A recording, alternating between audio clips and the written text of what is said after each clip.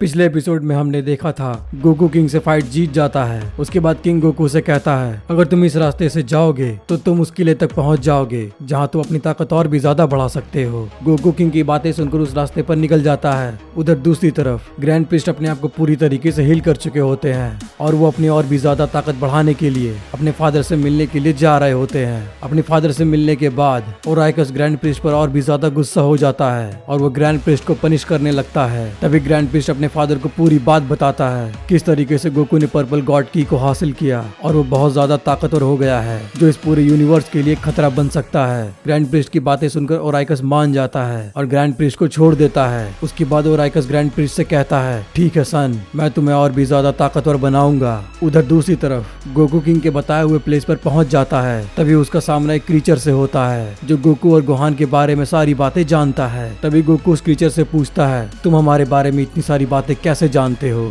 तभी वो क्रीचर कहता है अगर तुम और भी ज्यादा ताकतवर होना चाहते हो तो तुम्हें मुझसे लड़ाई करनी होगी, तभी तुम अगले स्टेज तक जा पाओगे। गोकू उस क्रीचर की बातें सुनकर कहता है ठीक है तो मैं तैयार हूँ और गोकू उस क्रीचर से फाइट करने लगता है। बहुत लंबी फाइट चलने के बाद वो क्रीचर गोकू को अपने सोनिक वेब में फंसा लेता है। मैं तुम्हें नहीं छोड़ूंगा। अब आगे गोकू उस क्रीचर के सोनिक वेव में फंसा हुआ होता है जिसके कारण वो हिल भी नहीं पाता। तभी गोकू के अंदर से गोहान गोकू से कहता है डैड क्या आपने एक चीज नोटिस की, ये क्रीचर एक सोल क्रीचर है जो कि हमारे सामने आकर नहीं लड़ रहा, ये अपने सारे हमले हमसे दूर होकर कर रहा है। तभी गोकू गोहान से पूछता है गोहान इसका मतलब क्या है। तभी गोहान कहता है डैड और जो इसका सोनिक वेब है ये भी एक सोल जैसा है, अगर हम पर्पल गॉड की का इस्तेमाल करें तो इसका ये वेब टूट जाएगा। तभी गोकू गोहान से कहता है हाँ गोहान इस बारे में मैंने तो बिल्कुल भी नहीं सोचा, चलो कोशिश करके देखते हैं। तभी गोकू अपनी पावर अप करने लगता है जिसके कारण चारों तरफ पर्पल गॉड की फैलने लगती है और उस क्रीचर का सोनिक वेब गायब हो जाता है। उस क्रीचर का सोनिक वेब टूट जाने के कारण वो बहुत दूर जाकर गिरता है। उसके बाद वो उठ खड़ा होकर बोलता है बहुत अच्छे गोहान, तुम तो बहुत होशियार हो, मैंने तुम्हारी मन की बात सुन ली। तुमने अपने फादर को जो भी कहा पर अभी भी मुझे हराना उतना आसान नहीं है। तभी गोकू चार्ज अप होने लगता है तुम अपनी बकवास बंद करो, तुम कितने ज्यादा ताकतवर हो इसका फैसला अंत में पता चलेगा। तभी गोकू उड़कर उस क्रीचर की तरफ हमला करने के लिए बढ़ने लगता है। तभी वो क्रीचर अचानक से गायब हो जाता है।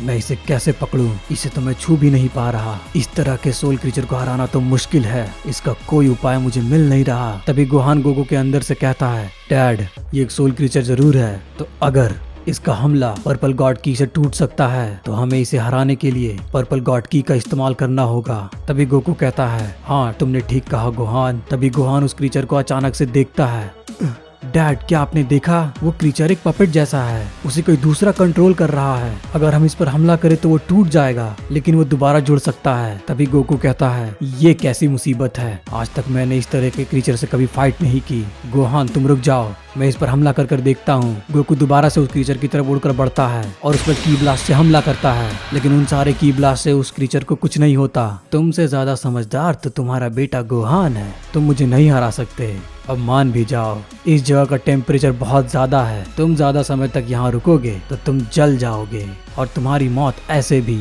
निश्चित है, समझ गए तुम। तभी गोकू कहता है अपनी बकवास बंद करो, तुम नहीं जानते हम साइंस की ट्रेनिंग के बारे में और मैं तुम्हें बताना जरूरी भी नहीं समझता क्योंकि तुम खुद एक पपेट हो। तभी गोहान कहता है डैड आप उसके जितने भी नजदीक जाते हैं वो हमसे 100 मीटर की दूरी पर भाग जाता है, अगर हम उसे 100 मीटर के रेंज के अंदर ले आए और उस पर पर्पल गॉड की से हमला करें तो शायद काम बन जाएगा।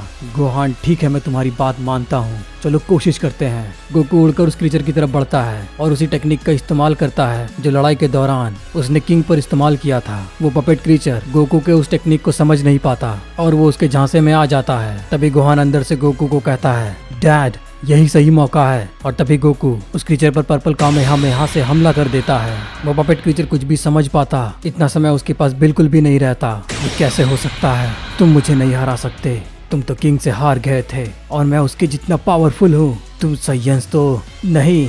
वो पर्पल कामेहामेहा उस क्रीचर को हिट कर देता है और वो पपेट ब्लास्ट हो जाता है। तभी गोकू की नजर कैसल के गेट पर पड़ती है। बहुत दूर एक मॉन्स्टर उसे खड़ा नजर आता है। वो मॉन्स्टर मन ही मन सोच रहा होता है ये जो कोई भी है इसकी ताकत बहुत कमाल की है, जिस पपेट को मैं कंट्रोल कर रहा था उसने इसे बड़ी चालाकी से हरा दिया, इससे लड़ने में बड़ा मजा आएगा। मैं जानता हूँ ये यहाँ पर ताकत की तलाश में आया है और अगर इसे चाहिए तो इसे मुझे हराना होगा। बहुत समय के बाद यहाँ पर कोई ताकतवर योद्धा आया है। मैंने किंग से लड़ाई की थी, वो भी इतना ताकतवर नहीं था। इसके साथ लड़ने में मुझे मजा आएगा। दूसरी तरफ हम देखते हैं वेजिटा व्हीस के साथ होता है। तभी वेजिटा व्हीस से कहता है, व्हीस, जब तक मैं आपके साथ था, मैं आपके साथ जितनी भी ट्रेनिंग कर चुका हूँ, मुझे लगता है मेरी ताकत बहुत धीरे धीरे बढ़ती है। मुझे कुछ नया चाहिए जिससे मैं अपने आप को बहुत ज्यादा ताकतवर बना सकूं। तभी व्हीस वेजिटा से कहता है, सुनो वेजिटा, तुम इस तरीके से अचानक से भी ताकतवर नहीं हो सकते। अगर तुम और भी ज्यादा ताकतवर होना चाहते हो तो मुझे कुछ सोचने दो। व्हीस अपने मन में कुछ सोच ही रहा होता है। तभी वेजिटा व्हीस से कहता है, व्हीस, क्या तुम मुझे बता सकते हो अगर मैं तुमसे कुछ पूछूं तो? तभी व्हीस वेजिटा से कहता है, हाँ क्यों नहीं वेजिटा, तुम पूछ सकते हो। वैसे तुम्हें जानना क्या है? तभी वेजिटा व्हीस से कहता है, मैं काकारोट के साथ हमेशा ट्रेनिंग करता था और हम लोग हमेशा ट्रेनिंग करने के लिए टाइम चेंबर में जाया करते थे, लेकिन मैं टाइम चेंबर से हमेशा जल्दी बाहर आ जाया करता था। जब काकारोट टाइम चेंबर में गया था तो सारे गॉड्स ने मिलकर उस टाइम चेंबर को ब्लास्ट कर दिया था। इसके बावजूद भी वो वहाँ जिंदा कैसे रह गया, क्या तुम मुझे बता सकते हो? तभी व्हीस वेजिटा की बातें सुनकर सोचने लगता है, वेजिटा तुम ठीक कह रहे हो, अगर वो टाइम चेंबर में फंस गया था तो जिंदा कैसे रह सकता है? तभी वेजिटा कहता है, हाँ व्हीस, मैं टाइम चेंबर से जल्दी बाहर इसलिए आ जाता था क्योंकि वहाँ खाने पीने की उतनी लिमिट्स नहीं रहती थी, इसलिए मैं 2-3 साल टाइम चेंबर के टाइम के हिसाब से ट्रेनिंग करके वापस आ जाता था। पर काकारोट बहुत सालों से बंद था, इसके बावजूद भी बिना खाना पानी के वो भक्कड़ वहाँ जिंदा कैसे रह गया? तभी व्हीस सोचने लगता है और वेजिटा से कहता है, रुक जा वेजिटा, मैं पास्ट में जाकर देखकर तुम्हें बताता हूँ। तभी व्हीस पास्ट में जाकर देखने लगता है, जहाँ पर व्हीस देखता है गोकू जब टाइम चेंबर के अंदर फंस गया था तभी तीनों गॉड ऑफ डिस्ट्रक्शन ने मिलकर टाइम चेंबर का आगे का गेट उड़ा दिया था। तभी व्हीस सोचता है, मुझे टाइम के और भी पीछे जाना होगा। और भी पीछे जाने के बाद व्हीस देखता है वेजिटा जब भी ट्रेनिंग करने जाया करता था वो टाइम चेंबर के गेट से सीधा सीधा बाहर ना निकलकर उस टाइम चेंबर के गेट को उड़ा देता था। इस बात से मिस्टर पोपो और डेंडे दोनों बहुत परेशान रहते थे। तभी मिस्टर पोपो वेजिटा से पूछता है, वेजिटा तुम हमेशा जब भी ट्रेनिंग करते हो तुम इस टाइम चेंबर को ब्लास्ट कर देते हो, ऐसा तुम क्यों करते हो? तुम्हें तो पता ही है तुम्हें और भी ट्रेनिंग करने के लिए इसी टाइम चेंबर के अंदर जाना होगा, तो तुम हमारी मेहनत क्यों बढ़ा देते हो? तभी वेजिटा कहता है, बकवास बंद करो मोटे, इस टाइम चेंबर के अंदर उतनी सुविधा नहीं है जितनी होनी चाहिए। मुझे और भी ज्यादा ट्रेनिंग करनी थी लेकिन इसके अंदर उतने टाइम का खाना पीना नहीं है, गधे कहीं के। अपनी बात बोलने के बाद वेजिटा वहां से चला जाता है। तभी डेंडे उस टाइम चेंबर के अंदर कुछ बदलाव करता है और डेंडे मिस्टर पोपो से कहता है, मिस्टर पोपो, मैंने इस टाइम चेंबर के अंदर कुछ बदलाव किए हैं, अब से इस टाइम चेंबर के अंदर कभी भी खाने पीने की कोई कमी नहीं होगी। व्हीस पास से आकर वेजिटा को बताता है, वेजिटा, डेंडे ने उस टाइम चेंबर के अंदर बहुत कुछ बदलाव किए हैं, वहाँ पे खाने पीने की कमी रहने के कारण तुम ट्रेनिंग करने के बाद वापस आ जाते थे, इसलिए डेंडे ने उस प्रॉब्लम को ठीक कर दिया। तभी वेजिटा कहता है, ओह, तो इसीलिए काकारोट वहाँ पर जिंदा रह गया, और चलो कोई बात नहीं, ये मेरे लिए ही अच्छा है, अब मैं उसे अपने हाथों से मारूंगा बहुत जल्दी ही। दूसरी तरफ हम देखते हैं ग्रैंड प्रीस्ट अपने फादर ओराइकस के ऊपर चेन ऑफ डार्कनेस से हमला कर देता है। तभी ओराइकस कहता है, तुम अपनी सीमाओं को पार कर रहे हो, अपनी हद में रहो बेटे, वरना मैं तुम्हें खत्म कर दूंगा। तभी ग्रैंड प्रीस्ट कहते हैं, तो खत्म कर दिखाइए मुझे फादर, मैं आपसे भी ज्यादा ताकतवर हो चुका हूँ, मैंने डार्क फ्लेम को कंट्रोल करना सीख लिया है और मैं इसके इस्तेमाल से आपको भी हरा दूंगा, और अगर मैं आपको हराने में कामयाब हो जाता हूँ तो मैं उस मॉडल को भी हरा सकता हूँ। और आइकस बहुत ज्यादा गुस्सा हो जाता है और वो अपनी पावर बढ़ाने लगता है और कहता है, मैं तुम्हें नहीं छोड़ूंगा, तुम्हें सबक सिखाना बहुत जरूरी हो गया है, तुम अपना बदला लेने के लिए मेरे सभी नियम कानून को तुमने तोड़ दिया। और ओराइकस ग्रैंड प्रीस्ट के चेन ऑफ डार्कनेस को बहुत आराम से तोड़ देता है। ये देखकर ग्रैंड प्रीस्ट कहता है, कोई बात नहीं, अब आप इसका सामना कीजिए, ब्लैक फ्लेम स्वॉर्ड। तभी हम देखते हैं ब्लैक फ्लेम स्वॉर्ड ओराइकस की तरफ बढ़ने लगता है। तभी ओराइकस कहता है, तुमने अभी अभी इस ब्लैक फ्लेम को कंट्रोल करना सीखा है और मुझे नहीं पता तुमने इसे पूरी तरीके से कंट्रोल करना सीखा है भी या नहीं, और मैं जहाँ तक जानता हूँ तुमने अभी तक इस ब्लैक फ्लेम को अच्छे से कंट्रोल करना बिल्कुल भी नहीं सीखा है और तुम इसका इस्तेमाल मुझ पर कर रहे हो। वो ब्लैक फ्लेम ओराइकस की तरफ बढ़ती है और ओराइकस से जा टकराती है। तभी ओराइकस कहता है, हाँ शायद मैं गलत था, तुम इसे कंट्रोल करना लगता है सीख चुके हो, पर इसकी पूरी ताकत तुम बिल्कुल भी बाहर नहीं निकाल सके। और ऐसे चिल्लाते हुए उस ब्लैक फ्लेम स्वॉर्ड को भी तोड़ देता है।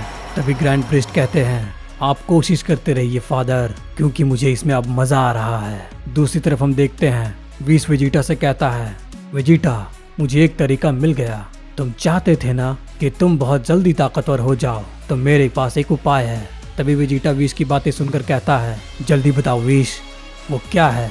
तभी व्हीस वेजिटा से कहता है, जितने भी गॉड ऑफ डिस्ट्रक्शन हैं उनके पावर के कुछ अंश को एक बोतल में कैद कर कर रख दिया जाता है। अगर मैं उसे निकाल दूं तो वो गॉड ऑफ डिस्ट्रक्शन बीरस की पावर को अगर तुम हरा दोगे तो तुम गॉड ऑफ डिस्ट्रक्शन बीरस के जितने ताकतवर हो जाओगे। तभी वेजिटा कहता है, ठीक है, जो करना है जल्दी करो। तभी व्हीस गॉड ऑफ डिस्ट्रक्शन बीरस की पावर को आजाद कर देता है। ये देखकर वेजिटा कहता है, अब मुझे मजा आएगा।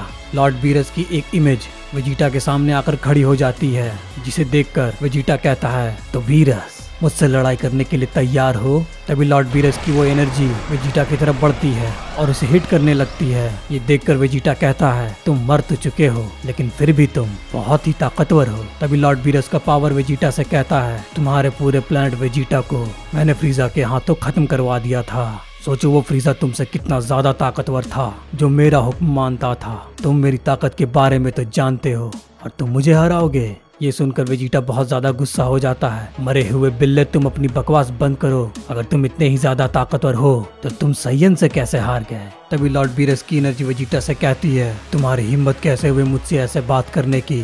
अगर मैं अभी भी चाहूँ तो तुम्हें चुटकियों में मसल सकता हूँ, समझ गए मॉर्टल। तभी वेजिटा कहता है, तुम्हें मेरी ताकत के बारे में अंदाजा नहीं है बीरस। मैं वो वेजिटा नहीं जिसके बारे में तुम जानते हो।